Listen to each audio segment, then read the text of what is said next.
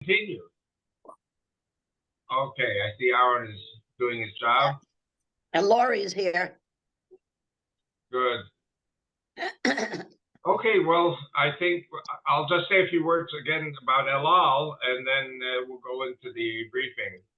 El Al is the national airline of Israel. And even when there's a war, runways permitting, El Al is always taking off and landing. And there are many Israelis who simply, they have to travel, they have work. And so the planes are always full. And all the other American airlines and others, they canceled their flights for now. And it's very hard to predict when will the international airlines resume flying to Israel. This morning, I got a text message from one of my sources that the city of Haifa has asked its residents to asked its residents to prepare 3 days of food supplies immediately. So, put them in the air raid shelters. So, praise God. I think the Israeli army has done a wonderful job in Gaza. And now we're just waiting to see, will Lebanon be next, or will there be some kind of a hiatus? Because it seems, if you remember, Aaron said last week that he doesn't think that there will be a war with Lebanon right away because he says, Israel's not ready. I understand that. Israel is not ready in certain ways until November, December. Again, because of the Nautilus. Nautilus is a system that can take down multiple rocket attacks all at the same time. Launching Iron Dome missiles cost, $1 million a missile. So if they send 100, rockets, that's $100 million. The Nautilus system, laser system, each bang, each shot is $40,000 of electrical beam at the missiles. And so that is going to be a lot cheaper. And together with Iron Dome, we can take out a lot more missiles. You have to remember that Israel produces 60% of its electricity from various sources that is not from the main electrical production companies. I even spoke to Aaron about putting solar panels on the roof of my house. And it seems like there are many, many homes now in Israel that are putting solar panels. And so we really don't think, it's still possible that we have electrical outages, but I think that Israel is getting more and more prepared every day in such a way that we will not lose our electrical supply in spite of all the missiles being fired from Lebanon. But, the question is, if you've been to Tel Aviv, if you've been to Israel, you know that these missiles with high precision are capable of, erasing entire buildings in one shot. I'm not talking about a house in the forest. I'm talking about entire neighborhoods in the cities can be wiped out by these missiles. If we take out 99 out of 100 rockets and the 100th rocket hits the target, we're talking about thousands, if not tens of thousands of casualties from this war with Lebanon. This is a different ball game than Gaza. So it's very important that we are totally ready for whatever is about to happen. So keep praying for us. Other than that, I think this week was very, very much dominated by the attempted assassination on former President, and hopefully future President Trump. We have to really, really thank God for his divine protection over President Trump. Yeah. I'm tired of saying former President Trump. And I think, what they were saying on the Israeli news was America was 1 inch away from civil war. And I said to my wife, I said to Aaron, I said, maybe I should get a ticket and go to the States and get to work. I mean, I'm enjoying being retired here in Israel. I'm enjoying doing the Zooms, but I have to make a living. So I said to my son and my wife, I'll get a ticket and go. And then this assassination happens, and I'm watching to make sure that there's no civil war in the States, because you don't know what crazy stuff people can do. Here in Israel, there is a growing wave of fear about a civil war here in Israel because of the deep state running the show on the opposition side in Israeli politics. And I know there are those of you who have been following everything I've been saying from the first day of the war. Zola Levitt Ministries also interviewed me when the rockets were falling on the second and third day of the war. And then they censored it because the deep state told them to censor it. So scratch Zola Levitt Ministries. I'm not going to work with them if they interview me and then they scratch it. We are always concerned of a coup d'etat against Benjamin Netanyahu and the right wing. Benjamin Netanyahu and the right wing represent about 70% of the Israeli population. There are people in the anarchist left who are working with the deep state. There are people who are saying everyone who voted Bibi has to be executed. I don't know if you heard what I just said. Everyone who voted Netanyahu has to be with a bullet in the head. The hangman's noose has to be prepared for Netanyahu and his wife and his children. There are things that are being said that are not being dealt with by the police or by the state prosecutor. So we are very concerned that the background, the stage is being set for a military coup against Netanyahu. And I think it's one of the reasons why Netanyahu really hasn't fired anyone. Netanyahu is letting people run the course, finish their contracts, and retire peacefully. But, you know, because there are those hotheads on the right who say, oh, we should fire this general and that commander-in-chief and this guy and that guy, fire everybody, fire the attorney general. But the moment you do that, you unite all the enemies, all the anarchists on the left to rise up against Netanyahu and do some pretty bad stuff. And if you want to have an idea of what that looks like, I recommend to all of you to look for, there's a Russian movie, but it has English subtitles. It's called The Admiral, or Admiral, and it shows how the communists execute all their political dissenters, all the people who are not with the communist ideology. And the people opposing Netanyahu are with the communist socialist ideology. And so we are very concerned. We feel like we are on a tightrope here in Israel. And since day one, I mean, from the 1920, the socialists and communists have been in charge of the civil service and the military and the police, and even people like me. You know, I'm so wonderful and so innocent, you know. But I could never get a job in Israel. When I got a job, I got fired for my political Likud views. And so we're all very, very concerned about the dirty tricks that could be pulled by Netanyahu. They even said that the deep state people, I don't know if it's true or not, but we hear it on TV. We hear a guy from the deep state saying that Netanyahu's plane will be shot down en route to the United States on the 23rd, next week. As you know, Netanyahu is supposed to be speaking before the joint houses of Congress. Mm-hmm. But it seems there are people who might want to sabotage the plane or do some kind of sabotage to kill Netanyahu and his family and prevent him from speaking in Congress. And the longer Netanyahu continues as prime minister, the more the left continues saying crazy things and doing crazy things and blocking the highways and commandeering the country. When, as I said, 70% of the Israeli public back Netanyahu. 20% are anarchists and 10% are Arabs. They're the ones who oppose Netanyahu. So we're very, very concerned. Another very interesting point that was in the news yesterday, my wife didn't sleep all night because of it.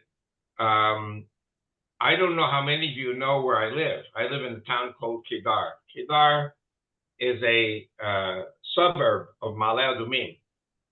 Ma'ale Adumim is on Highway 1 from Jerusalem to the Dead Sea. And so we are actually adjunct to Ma'ale Adumim. There's also an area there called E1, which,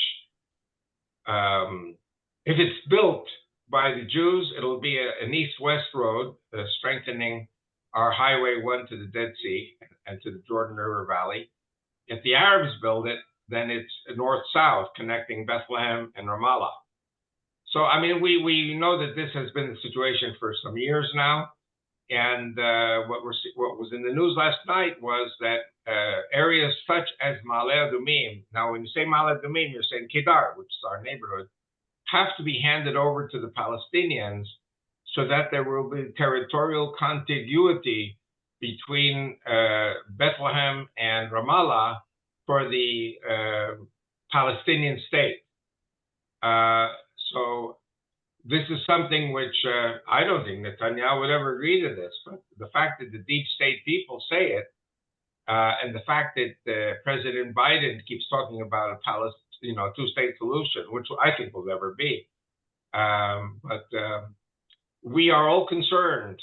We are relatively in the desert. We are not relative. We are in the desert. We are surrounded by Arab villages on all sides. And the Arabs have been smuggling in weapons from Iran. I want to share something which I share when I give lectures in the churches, and that is, and not only churches, when I was in the IDF spokesman's office in 1990, 1991, and when I spoke at the Dallas Council on World Affairs in April 1991, I said very simply, that Jesus was baptized in the Jordan River. And from there, he walked about 5 hours up the hill to Jerusalem, to the temple. And you all know Jesus was at the temple. Jesus was at the temple many times. You look at John 10, verse 22. He celebrated Hanukkah at the temple. So it's a 5-hour hike from the Jordan boundary, the river, Jordan River, border of Jordan. It's a 5-hour hike up to Jerusalem. Now, if you're driving in a command car or in a private vehicle, you make it to Jerusalem in 20 minutes. If you fly in an aircraft from Amman Airport, a military base, you strike at Jerusalem within 3 minutes. Israel is a very small country. Now, the idea of handing over Ma'ale Adumim for a Palestinian state means that the drive for the Jordanians or for the Arabs up to Jerusalem basically is only, instead of 20 minutes, about 10 minutes. In 10 minutes, the whole Jordanian army or any kind of Islamic army could make it into the Arab section, which would include Ma'ale Adumim, God forbid.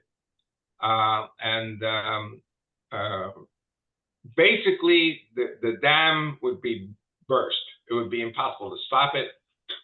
Even with the way it is now, people who live in Kedar or Ma'ale Adumim have to be ready for a military invasion from across the Jordan River, which after they overcome the initial opposition by the Israeli military at the Jordan River, they can make it up in 20 minutes to Ma'ale Adumim, and another 10 minutes into East Jerusalem. So I really don't think that anyone in his right mind would agree to this, in addition to the fact that 99 out of 120 members of Knesset voted no regarding a Palestinian state under any form. But surrounding or bordering Jewish Jerusalem to the west, a Palestinian state would definitely be very bad news. Now, another thing, when you talk about Bethlehem to Ramallah, from Ramallah, you can see the runways at Ben Gurion Airport.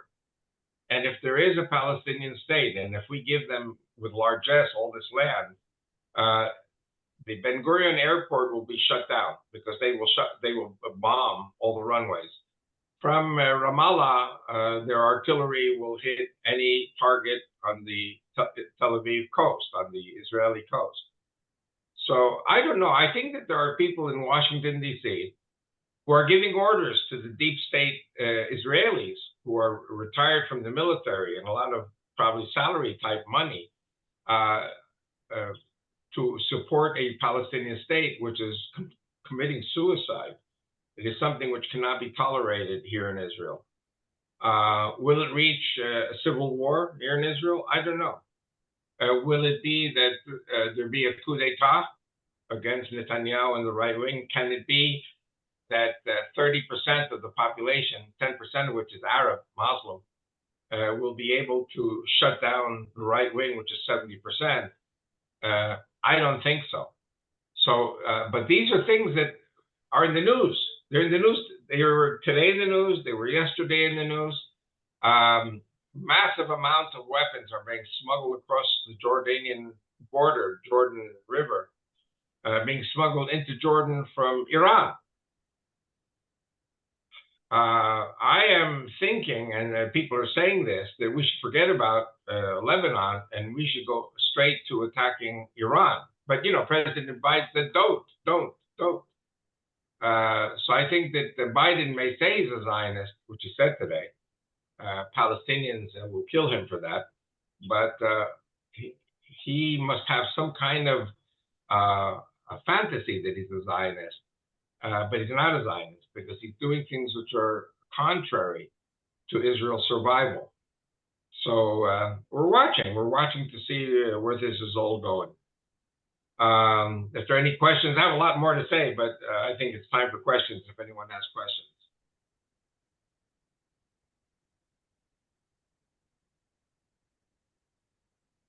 Are you all there?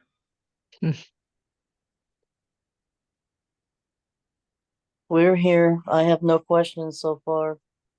We have Okay. the same thing going on here. What you're saying sounds like you're talking about America. Same thing.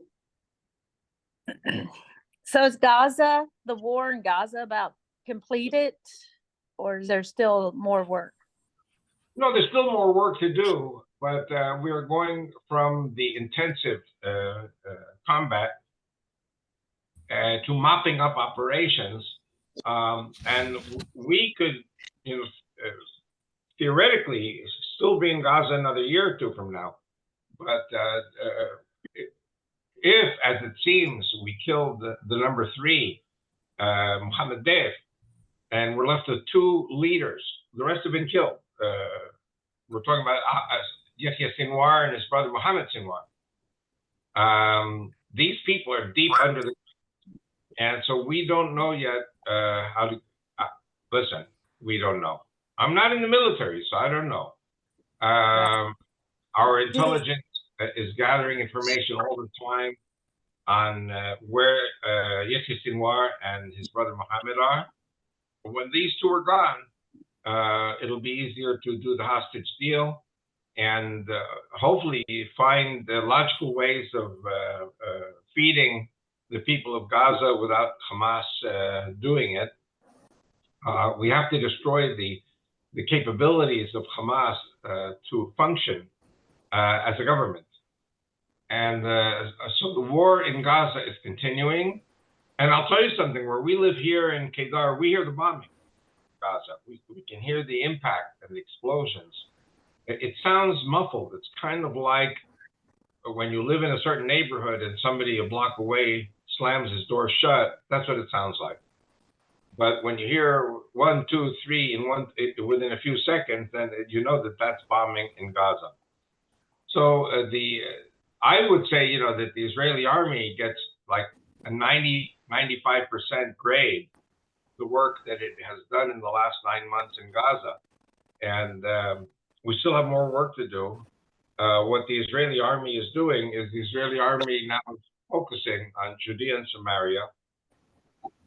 And regarding Lebanon, we're waiting for the Nautilus to be deployed. Now, by the way, I have to tell you, I think I mentioned this in the past also. A lot of what I say is not military secret. A lot of the things I say, you find them in the news. Former President Obama was once ridiculing, he was mocking the idea of a 747 with a big refrigerator type mechanism in the 747, and that's the Nautilus. And it will be above the clouds 24/7. And any missiles coming at Israel will be zapped with an electronic stream, a laser. Will take out any missile approaching Israel. So Obama was making fun of this. But that's exactly what we need above Israel right now. We need a few of these Nautilus systems set up so that a laser beam with a $40,000 bang will bring down these incoming missiles instead of $1 million missiles, which will bankrupt us. Again, there are many people on Israeli TV who are saying, commentators, that Iran should be taken out even before Lebanon. Lebanon knows that if there's a war with Israel, Israel will turn Lebanon into Gaza. If they see Iran being ground down like Gaza, maybe the Lebanese are a little, the Hezbollah are a little smarter. So we are facing, we have other proxies also fighting us, like the Houthis, or the Iraqi pro-Iranian militias, or the Syrian military and proxy militias. So there are a whole lot of proxies against us. Also, don't forget Egypt. And we've spoken about Egypt on these Zooms. Egypt is totally 100% guilty of what happened on the 7th of October. The Egyptians allowed the smuggling into Gaza of weaponries and systems, which allowed them to attack us on October the 7th. Egypt is guilty. Of course, our politicians and diplomats are very careful not to attack Egypt, but I'm not really a politician or a diplomat, so I give you the news, the truth. Egypt, I heard today on the news that the son of President Sisi was responsible for all the bribe taking from Hamas to allow all these weapon systems to get into Gaza. So in Egypt, everything is based on money and bribes. And so we're very, very interested to see what's going to happen with Egypt. Egypt also has 3 times as many troops in Gaza, in Sinai, as they are allowed to have. They built tunnels under the Suez Canal, and they are ready to deploy the entire Egyptian army in Sinai to fight Israel. So, my son Aaron has said a number of times, he's afraid after we finish with Gaza, after we finish with Lebanon, after we finish with Iran, and, we're totally exhausted from 3 major wars, Egypt will attack us. And if Egypt attacks us, I think you should all look at Ezekiel 29, what's going to happen to Egypt. So, there will be no more Egypt. And God says it. It's a prophecy that has not yet been fulfilled. Have you guys cooked up some questions yet? I have one. Sure. Is Antifa Islam? Good question. I think Antifa, the crazy guy who shot at President Trump, these are communist anarchists, and they are the foolish idiots of the left. They will go and attack and kill right-wing Christians and right-wing Jews. And they're the ones who are basically going to incite a civil war in the United States. Antifa are communists, socialists, anarchists. I have no proof that they're Muslim. I've said this many times on the Zooms. There are four enemies of the United States today. One of them is the Islamic population of 30 million in the United States. You have the neo-Nazis. As I told you, I had lunch with the neo-Nazis, said all the Jews have to be killed in America. Muslims also want to kill every Jew in America. Then you have Black Lives Matter, which say that the Jews are slumlords and have to be annihilated. And Black Lives Matter was founded by Council on American Islamic Relations. And then the fourth group is Antifa, which is crazy anarchists. So I've been warning about this. I wrote to the president of Israel about this. And a few weeks later, the Israeli radio came out with this breaking news that the Israeli government has a secret plan to bring 500,000 American Jews to Israel. I never heard it again, but it's enough I heard it once. It's a very important piece of the jigsaw puzzle. I've been trying to get onto Israeli TV. As much as I'm popular on American TV, Christian TV, or Fox News, here the Israeli TV, they're very, very provincial. They only like to talk about things which they like to talk about, and they feel maybe kind of threatened by people like me who come with more of the international or American news. It's really something. I've traveled twice to England, and I had a wonderful time. I love England, but yesterday or the day before, I read a short report that anyone who incites hatred and may cause problems within the population of England is not allowed into England. That's me. Because if I talk about Islam, I can't go to England. Prime Minister Trudeau in Canada converted to Islam. And the same applies. I can't go to Canada. So I'm wondering to myself what's going to happen one day when I land in Kennedy Airport, or if I land in Florida or anywhere, and they say, "Oh, you're the one who talks against Islam, you have to go home." When the problem is not me talking against Islam, the problem is Islam. I may be called an Islamophobe, but Islamophobe means an irrational hatred of Islam. This is not an irrational hatred of Islam. I don't hate Islam. I'm just warning, like Nazism had to be stopped, Islam has to be stopped.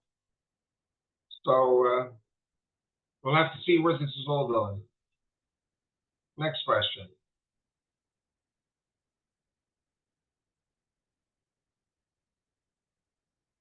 Where's Lori? I see Lori's name up on the screen. Why don't you ask me questions? Oh, she took off the mute. Hello. Do you have any thoughts on J.D. Vance? Know anything about it? Listen, on Israeli TV about half an hour ago, they showed him praying at the Western Wall, at the Wailing Wall in Jerusalem.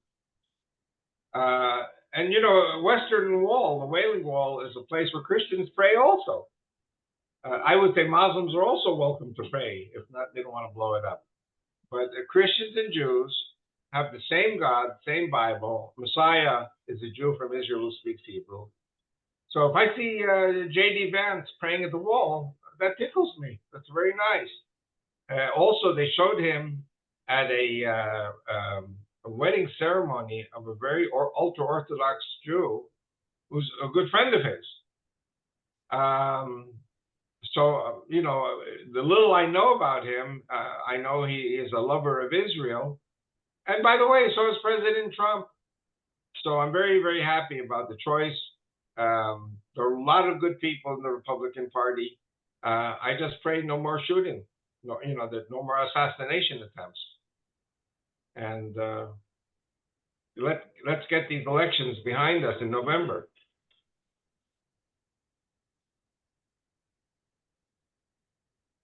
I have one more question. Sure. Did we ever give you the ammunition and the bombs and all that we promised? Have we sent anything at all? Okay, very good question. And the answer is about, 50-50. In other words, the U.S. military has sent, according to what President Biden says, they released the ship a week ago. The ship is still en route to Israel with defensive bombs, not offensive bombs. The offensive bombs are, 2,000-pound bombs. What we have been sent is 500-pound bombs, which are used only for self-defense. If we use the 2,000-pound bombs, there's fear that there will be collateral damage. In other words, civilians will be killed. So we're not happy, but we take whatever we can get. I mean, we've paid for these things.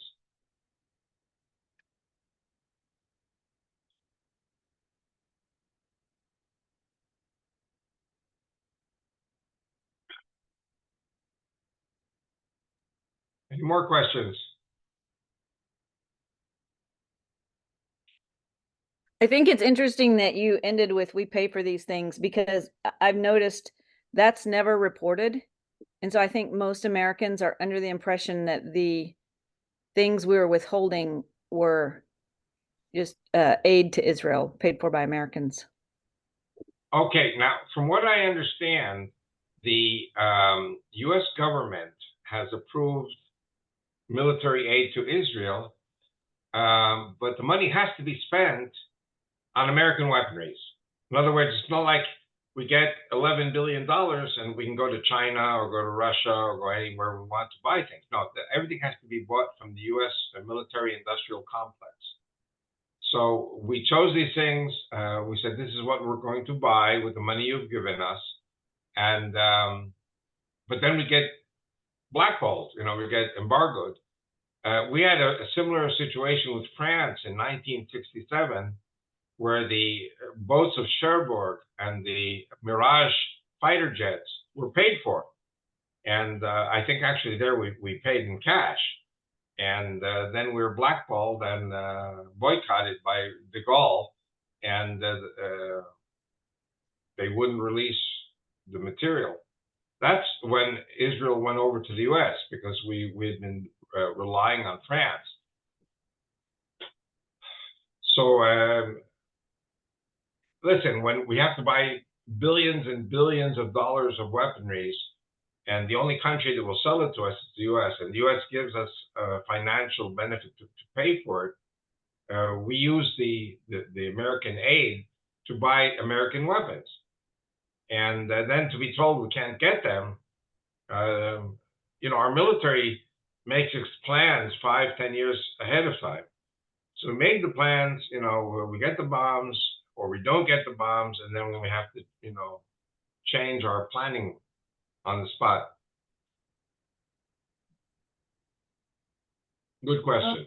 Yeah, I didn't understand. You said that things were being smuggled to Jordan.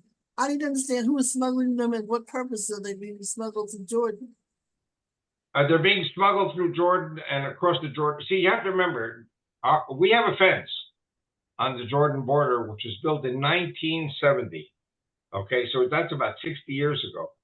The fence has been tampered with. It has come down in many places. It's relatively easy because it's a peaceful border. We have a peaceful border with Jordan. So the weapons are basically thrown across the fence, over the fence, collected by, you're talking about a border of hundreds of miles.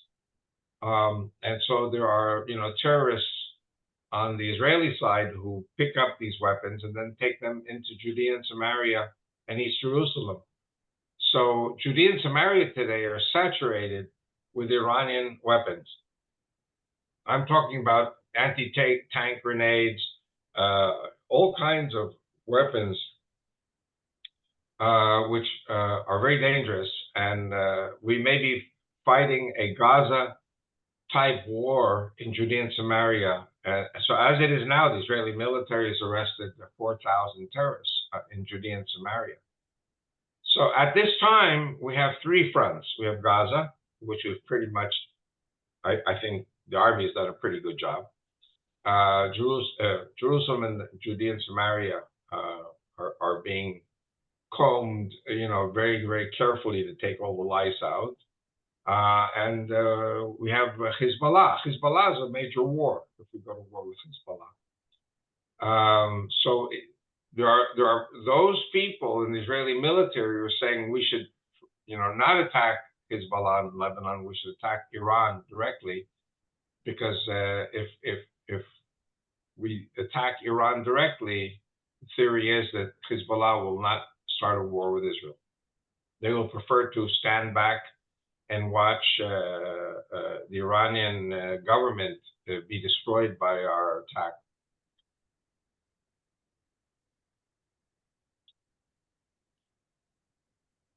Good question. Avi, you had also mentioned previously that about the weaponry. Is there anything on Israeli news? Any update that you have as far as alternatives, where to get weapons? You mentioned at one time previously as well about Israel has their own armament industry. Neil, yeah. what we have seen is that over the last 10, 15 years, which is actually the time that Netanyahu has been prime minister, Netanyahu always has been America first, pro-America. And I think strategically the decision was, it wasn't just Netanyahu. The generals themselves said, that it's better for us to buy weaponry from the U.S., rely on the U.S. rather than making the weapons ourselves. But after Biden decided to embargo us a number of times and hold us up for months on end, so now they are reopening the ammunition production lines and weapons production lines here in Israel. And there are actually a lot of countries now around the world who are online to purchase Israeli-made weaponries and ammunition. But to get these lines up and working is not something you can snap your fingers at and it happens. And so because we put all our eggs in the basket of the United States of America, and the United States of America said goodbye, Charlie, so the Israelis now have reopened a lot of the assembly lines of the Israeli military industries, and people are standing online to purchase.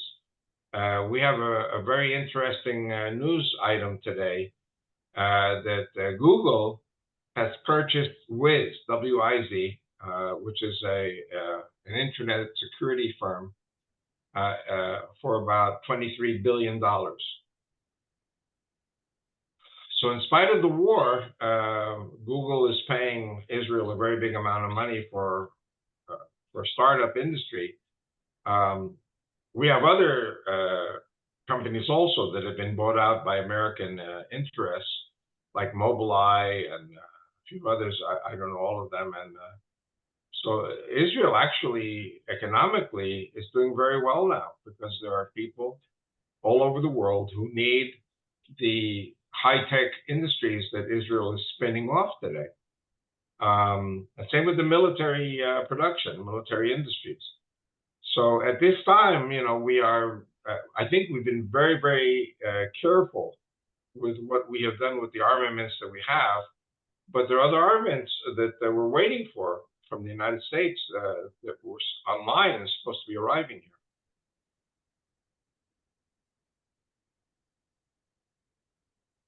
I have to add another thing. About, 30 years ago, Israel was working to develop a fighter aircraft called the Kfir. Kfir is the lion cub. And the American military said, no, we'll provide you the aircraft. So now we're buying F-35s and F-22s and all different types of aircraft when we could have been making our own aircraft and probably selling it also. But selling it would have been very, very difficult, because we would have had to have gotten permission from the U.S. because of the aircraft engines, which had to come from the U.S. It's just a small country. There's a limit to how much we can produce.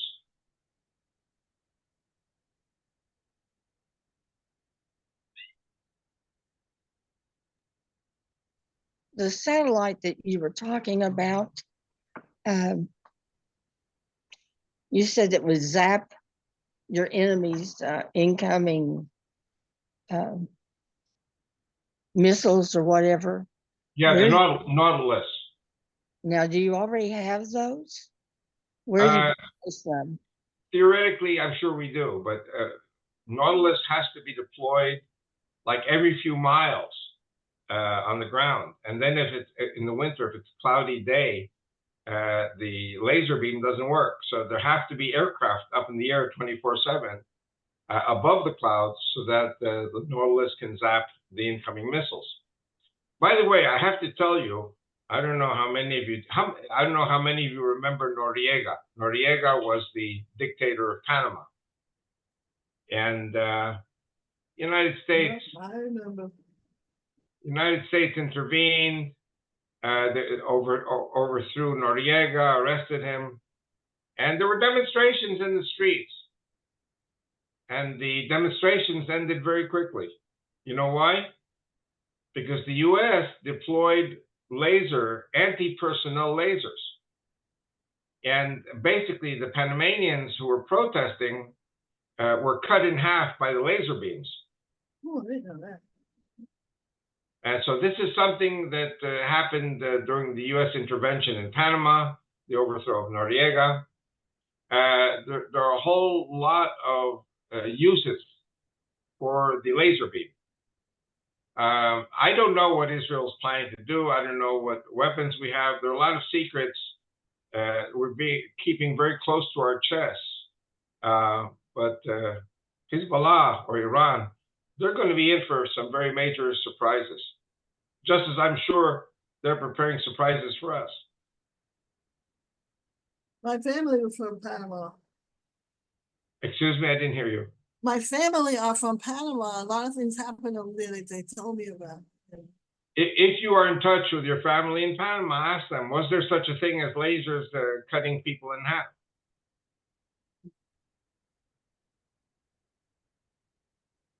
I mean, I read it in the media.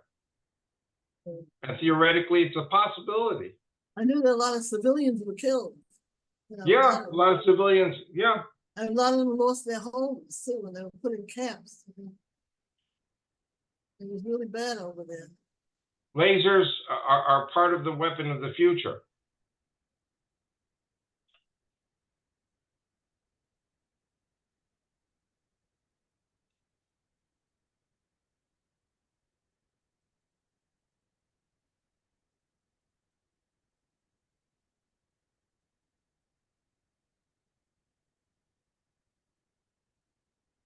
I'm waiting. Do you know anything about Havana syndrome? Yes. All I know is that a lot of people got sick. I don't know if people died from it, but listen, part of the warfare that is being used against the United States is also high-tech.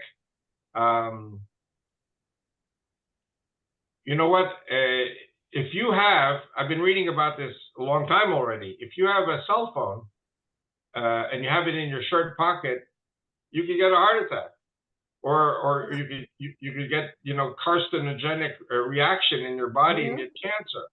Yeah. That's a smartphone.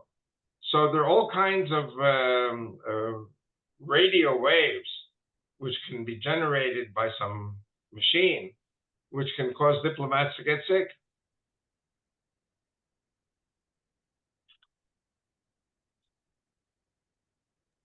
So this could be caused from laser beams being pointed at a building or something? Not necessarily laser beams. It would be some kind of radio magnetic force that also can be used as a weapon.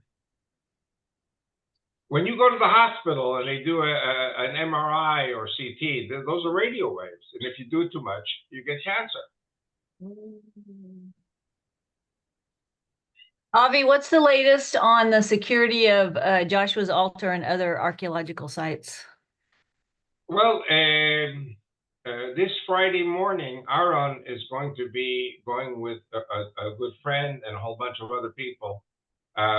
The military has kind of said, leave it to us, but the military dropped the ball. And last week, they found some very serious damage to Joshua's altar. And I don't know what's going to happen there. If you ask me, one of the outcomes is that Israel has to establish a settlement. Maybe don't call it a settlement, call it maybe a nature conservation field school with this holy site, which is 3,200 years old, 3,300 years old, within walls. Set up a residential area there, set up a restaurant there, set up a store which will sell relics, and something which will economically justify a permanent Jewish presence there. My son said to me, Aaron, my dear son, said to me that the Knesset passed the law a few days ago that the Israeli government will take full responsibility for all of the archaeological sites which are connected to Jewish history and the Bible. And this was this last week. So you have to remember, we're at war. I don't know what the military is able to do. I know that the settlers would be able to organize people to go live there. I even volunteered to go live there. This is like a super important place, Joshua's altar.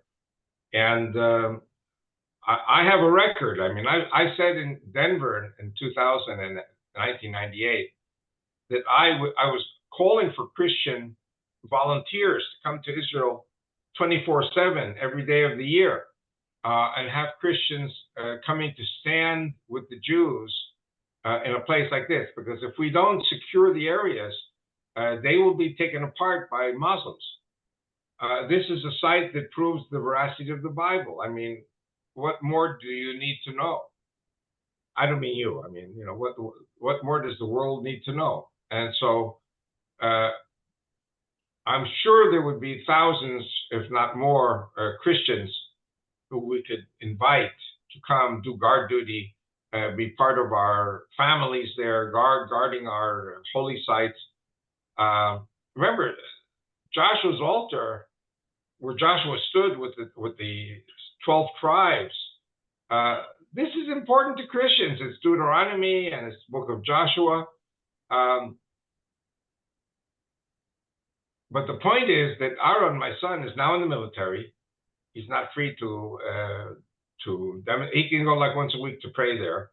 Yossi Dagan, who is the chairman of Samaria, I don't know what his plans are, but I have a feeling that the Israeli government is preparing to assume control of the holy sites, of the archaeological holy sites.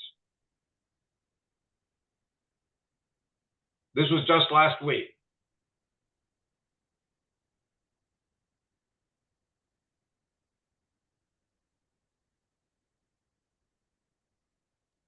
Good question, Lori. All your questions are good. Do they know where the hostages are to retrieve them? I think they do. I think we know where they are. Where the hostages are is where Yahya Sinwar is. He is surrounded by the hostages, and any major bombing to kill Sinwar will kill all the hostages. And Sinwar has said that if Israeli troops come after him, his people who are guarding the hostages are ordered to kill all the hostages. So what the Israelis are doing is the Israelis are taking out the Hamas terrorists in different places, but not where the hostages are. Good question. We know where, I'm sure we know where Sinwar is. An interesting thing I heard, I haven't verified it, but there is a rumor that the hostages are 15 stories under the ground. That the Hamas built up a command center where Yahya Sinwar is. It's 15 stories under the ground. We have found 3-story tunnels under the border with Egypt where trucks could go across. And these trucks were bringing in weapons and computers and heavy machinery. You know, the kind of machinery that digs through mountains and makes a tunnel. That kind of machine came through from Egypt. So the Egyptians are not innocent. Egyptians are guilty like hell. And so, you know, we have no illusions as to the capabilities of the Egyptians, and they are not peaceful capabilities.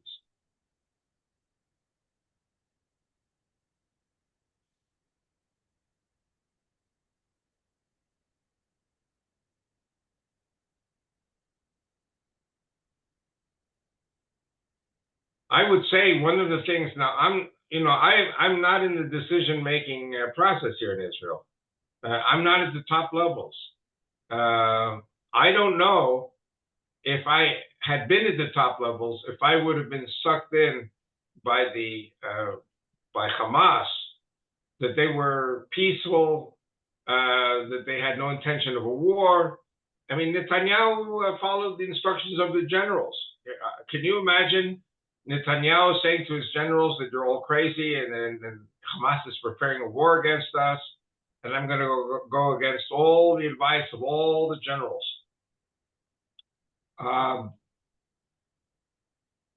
But they did Hamas did a very good con job on us. And for that reason, you know, we thought they were really working for peace, and we allowed the Qatar to give them money, and Biden gave them money. Biden still gives the Palestinians money. You know where the money goes? To pay salaries for those who kill the Jews. And the more Jews you kill, the more money you get. Biden's paying for that. America has been funding the Egyptians to attack us. You know, I want to go back to Obama. And I think the YouTube is gone. There's a YouTube that was made by Pastor Carl Gallups, if any of you have heard that name. And he was quoting me from a teaching I did on Gary Stearman, Prophecy Watchers, that Obama had said to the Egyptian foreign minister, quote, I, President Obama, am a Muslim. My father was a Muslim, and I'm going to show all of the Muslim world what I am going to do to destroy Israel. Wow. And I think Obama is the one who's in control right now. He's the one pulling the strings with Biden. Yeah. So listen, I love America. I pray for America's salvation from the wrath of God of what's happening. There are top people in the Democratic Party who want to destroy Israel. Maybe some in the Republican Party too. But we have to give Trump the victory. I have to tell you, I voted twice for Trump as absentee ballot from Israel. There are 100,000 Israelis who voted for Trump. I don't think it really counted for anything, but I'm getting ready to vote a third time for Trump.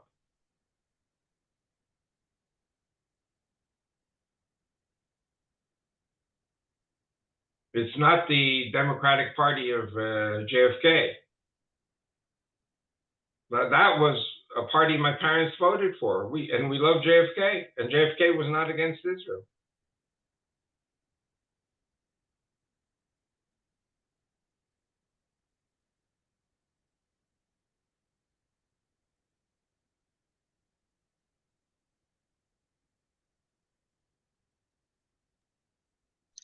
Has anyone from Skywatch News been over to your place?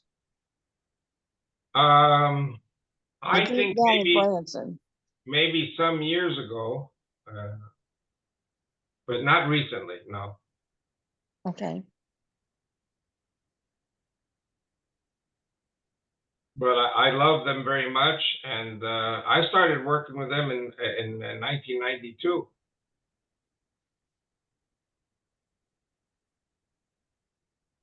So I love Bob Ulrich, and I love Gary Stearman. Of course, I love them very much.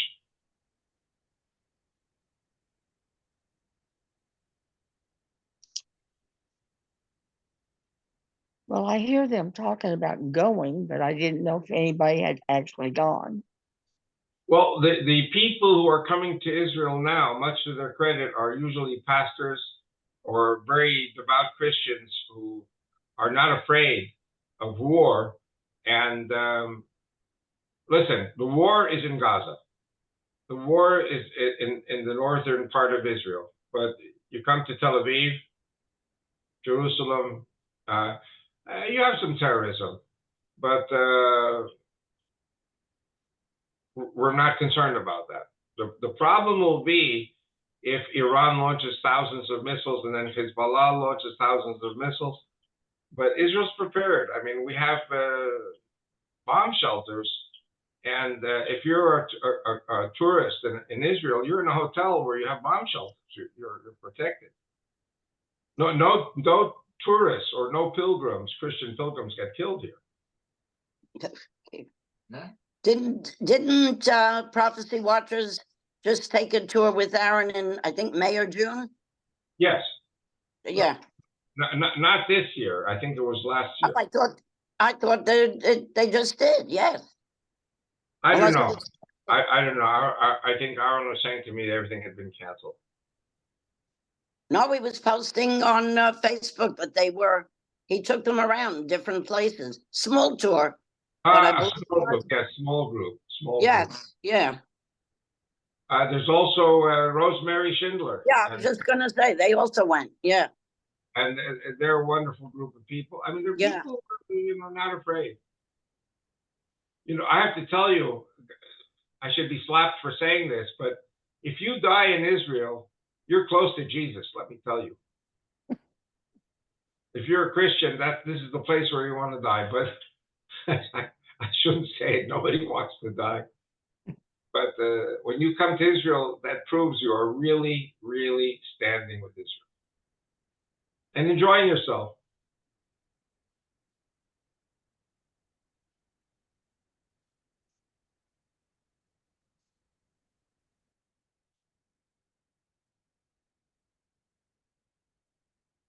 I think we have a group with Rosemary Schindler in October, and a small group, and she hasn't canceled.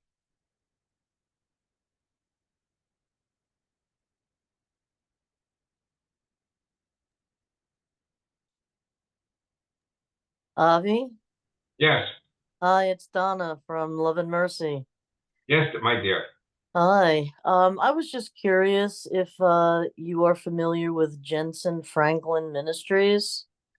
They're pouring a lot of funds into Israel to help build bomb shelters.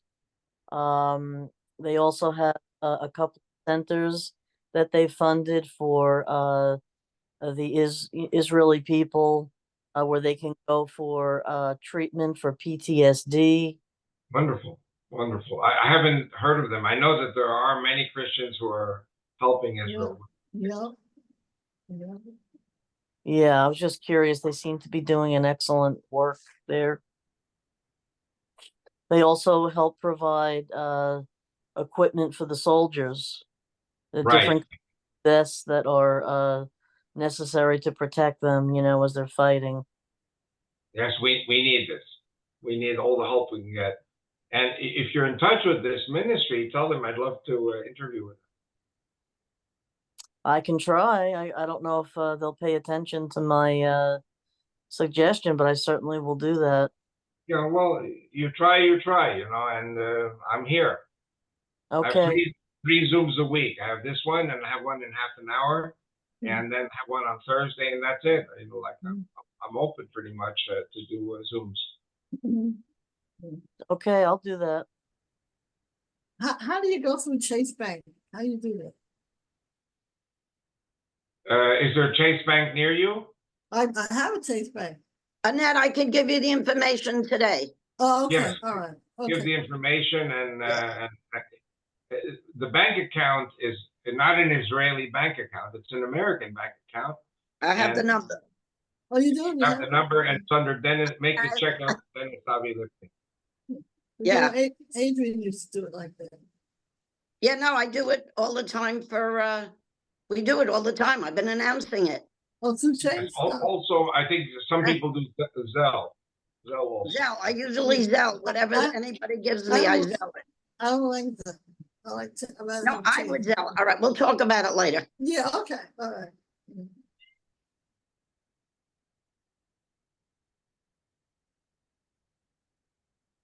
Hi, Avi. It's Angela in Jersey. Hi, Angela.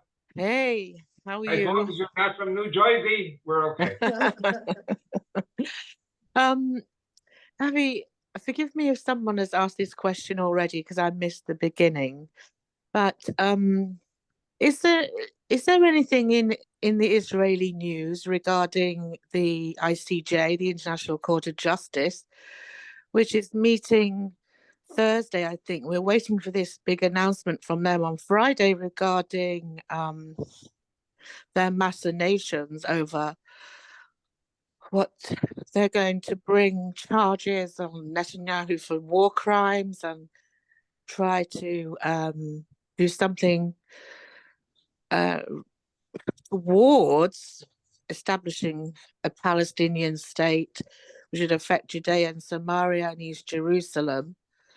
I've been praying very much about this week, and they were given a decree from some Christians which got together from many nations and delivered this decree to them, to that court, stating why this shouldn't be done, and quoting many scriptures to them, and proposing arguments against their machinations, because they want to establish a framework of legality to basically, the framework is established on lies, and if they are a court concerned with justice and truth, then none of their arguments are true. So it's really, really a very dangerous moment internationally for what the nations will do.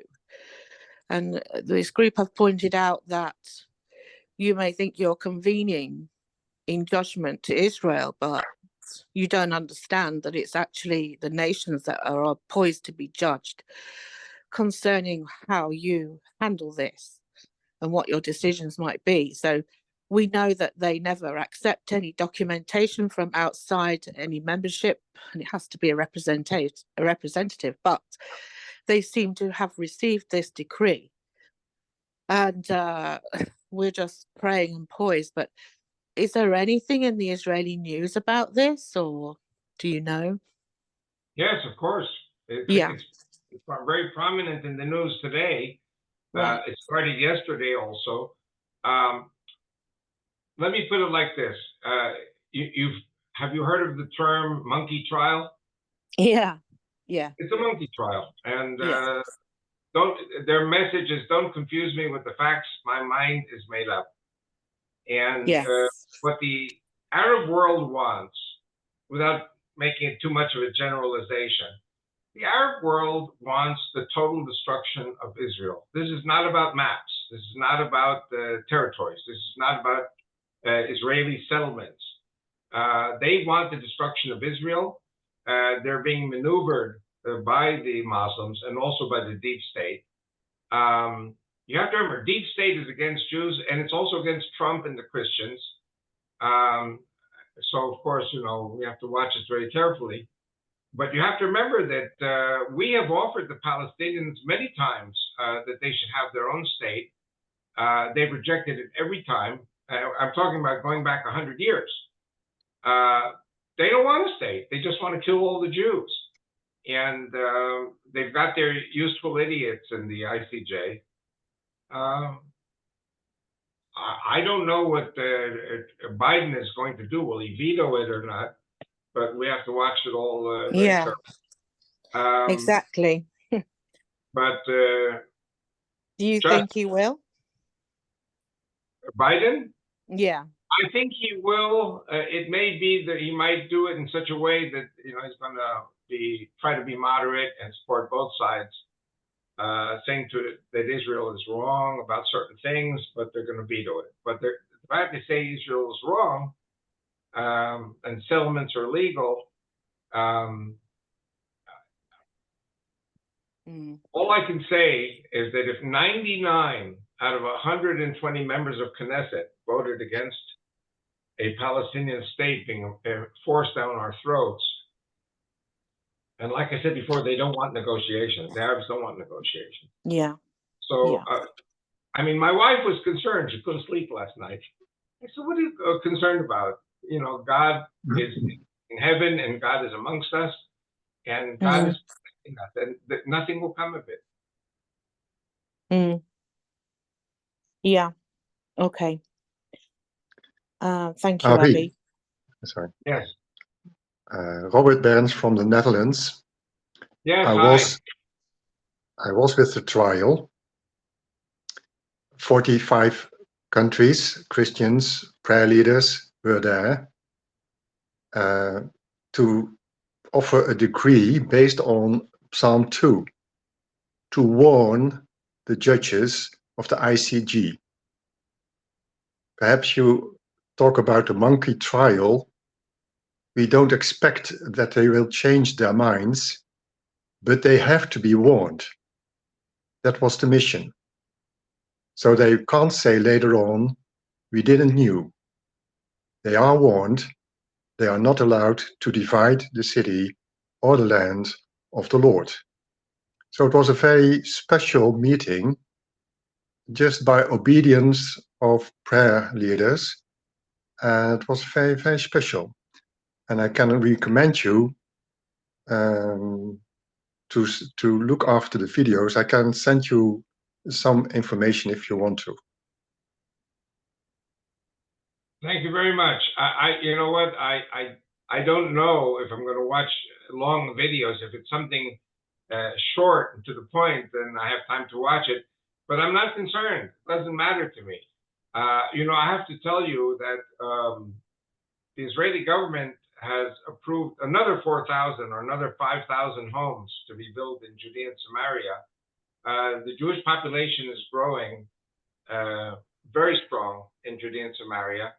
A lot of the Palestinians are actually leaving. We're not persecuting, people very simply see people see how they do very well, how the Palestinians do very well in countries like Chile in South America or Central America or Brazil or America. And it's a question of the will of the individual. If the will of the individual is that they don't want to fight the Jews and they decide to leave, and we're not forcing anyone to leave. If these people leave and go abroad, then the demography continues to grow in favor of the Israelis. I have to add also another thing, and I don't want to take this too far, but I've been predicting a Holocaust in the U.S. Against the Jewish people. The Jewish people also married 80% to Christians. So if a Jew has to flee from a Holocaust in America, the Jew has to take the Christian spouse and the children. So I am predicting a very, very major growth of immigration to Israel of both Jews and Christians. I believe that they will be settled in Judea and Samaria because that's where we have the room. We don't have room in Tel Aviv or the coast or even Jerusalem. Jerusalem is very full. Where I live in the desert here in near Ma'ale Adumim, I look around and I don't want to say I prophesy, but I can envision white tents all around my home where these refugees from the Holocaust are going to come here, Jew and Christian. I don't want to talk politics, but I created the Judeo-Christian Bible Bloc Party because I believe that the Christians who until now have never made it into the Israeli Knesset, the Israeli parliament, must be represented in the Knesset. And so my party is not a Christian party, but it is a Judeo-Christian Western civilization and democracy party. And I'm 75, so I don't know how long I'm going to live, but I'm expecting either I or those who follow me will eventually create representation in our parliament for Christian settlers coming into Israel with Jewish families. And it will be in Judea and Samaria. So the ICJ can say whatever they want and do whatever they want.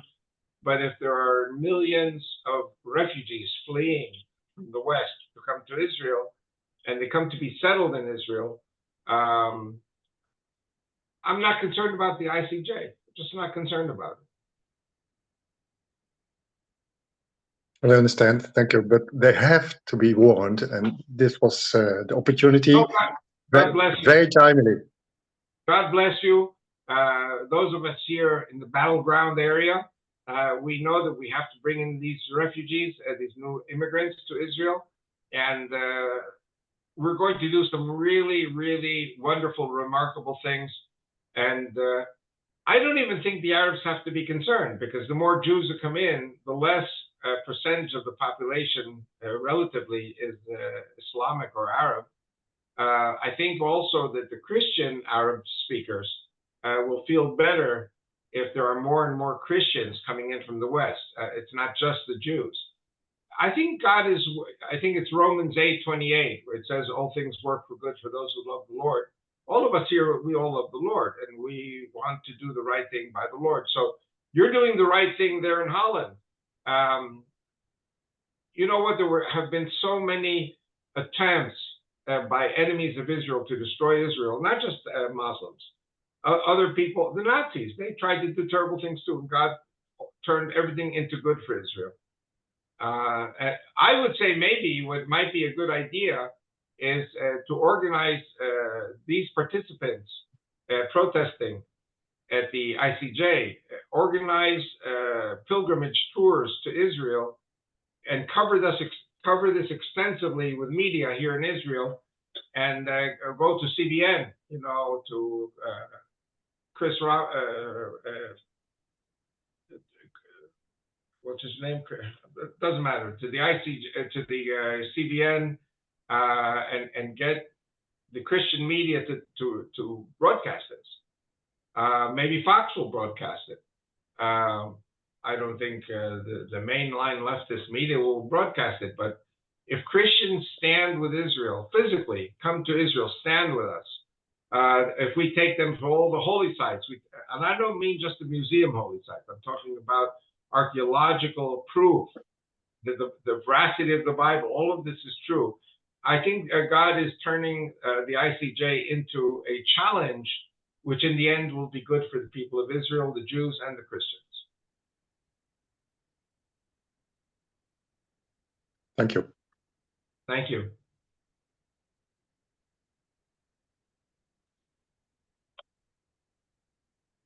Always the best questions and the remarks are at the end.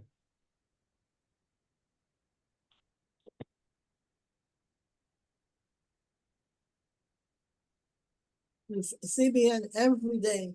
Chris Mitchell, that's his name, Chris Mitchell. Yes, good friend of mine. The CBN every day talks about Israel and what the generals say and everything. Yes, I've been on CBN a number of times. I've been on Fox News a number of times, and here in Israel, I'm very low key, and I'm doing all these different Zooms with you guys. I've seen your son on CBN also. Years ago.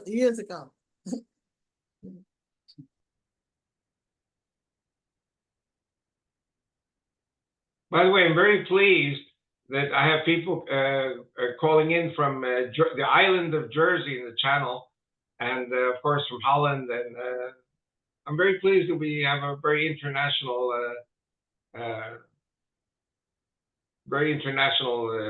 I'm having senior moments looking for certain words, audience, international audience.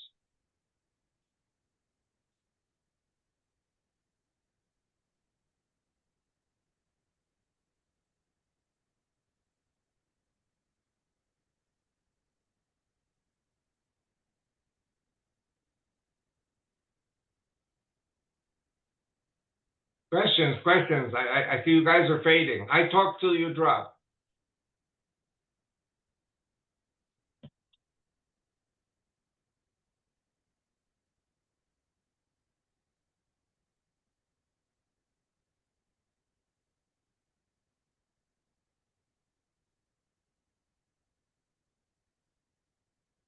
Hey, Robert, are you still there?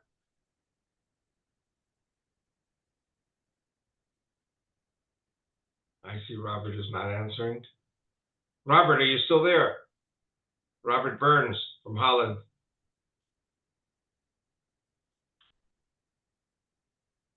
Yes, Robert, do you have any contact? Are you there, Robert? Yes, I was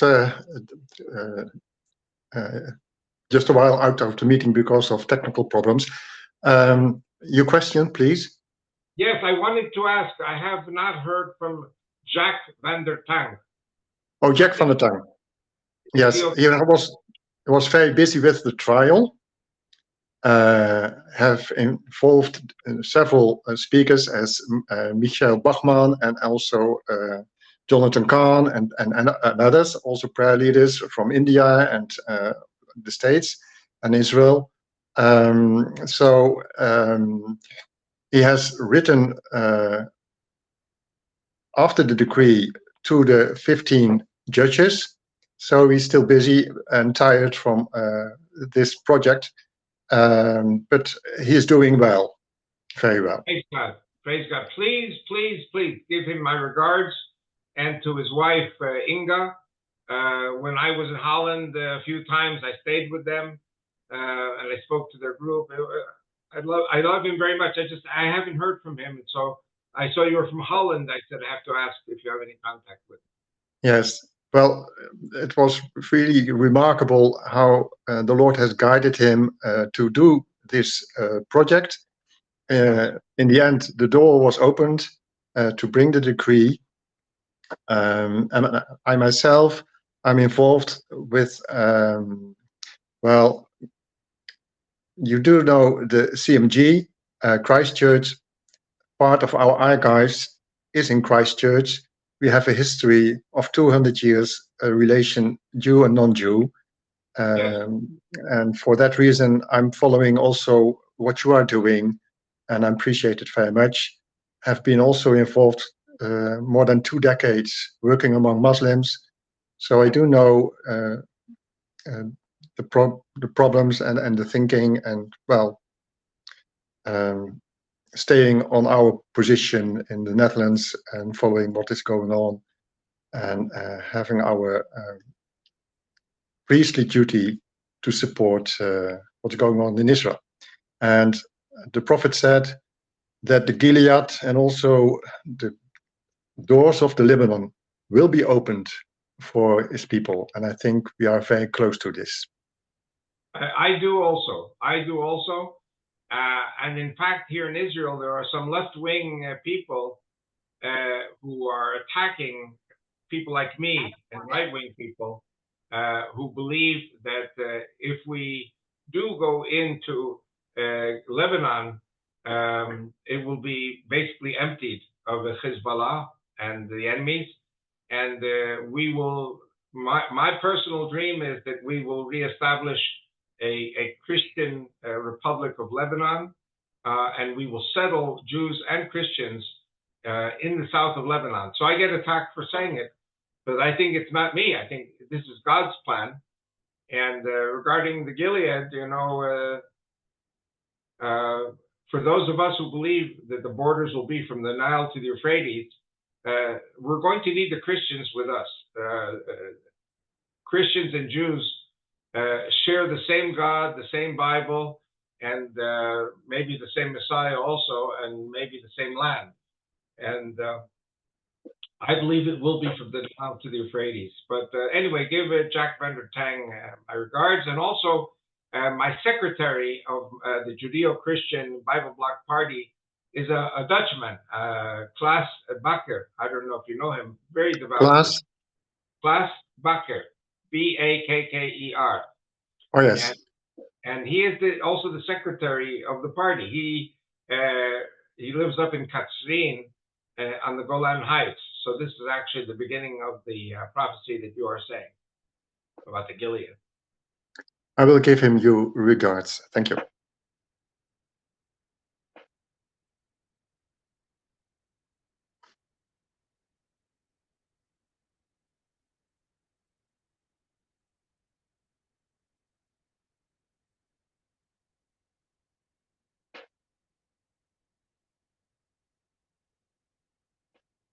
Well, I could continue forever with you guys, but I'm always waiting at the top of the hour in 10 minutes for Brant Fricker from God's Learning Channel in Odessa, Texas. And I haven't heard from him yet. I'm looking to see if he says, usually he says 15 minutes later or half hour later to do the, he hasn't contacted me yet. But anyway, if there's no more questions, then I will gracefully exit and say I have to be ready for Brant and God's Learning Channel. You can also see my teachings with Brant Fricker and God's Learning Channel on YouTube. So it's all there. Avi, Yes. before you leave, Al has a joke for you. He just came in. Can you hear him? Yes. I do. Quick. Okay. All this stuff is horrible to think about, and I just like to lift up a little bit. Okay, here's one. Why do fish always know how much they weigh? How? They all carry their own scales. Oh, that's That's terrible. a junior high school teacher. Okay, here's one more. What is the most popular fish? What's the most popular fish? The starfish. But a starfish really isn't a fish. But anyway, that's the joke. What fish? All right, he got it in. Your turn next time, Avi. That's what they do when they're together. They That deserves a sing full- joke. I didn't get the punchline for the second one. Starfish, starfish. Star. Popular fish. Starfish. Okay. But it's not really a fish. It's not kind of dark. Yeah, No, that's it's not. biology teacher talking. Anyway, by the way, I don't know yet if I'm going to travel to the States or not. Again, every time I turn around, think, okay, I'm going to the States next week. I haven't been in the States a year and a half already. And then another war breaks out. And so I'm waiting to see what happens with Lebanon or with Iran. Aaron is saying to me, he doesn't, the war will break out until November, December. At least until after Netanyahu travels next week to the States. So, you know, so I'm waiting another week and we'll see what happens.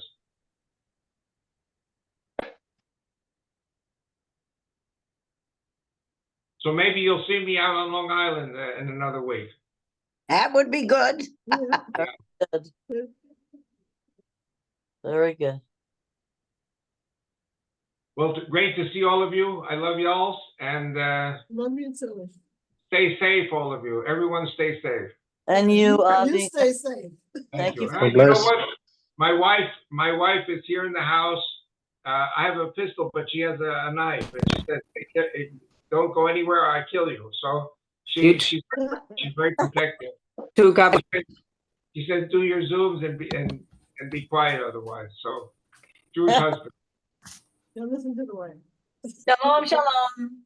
Shalom, y'all. Thank you, Thank Lori. the Canaries. Bye-bye. Thank you for being the hostess. Shalom. Love you, Avi. Love you too. Say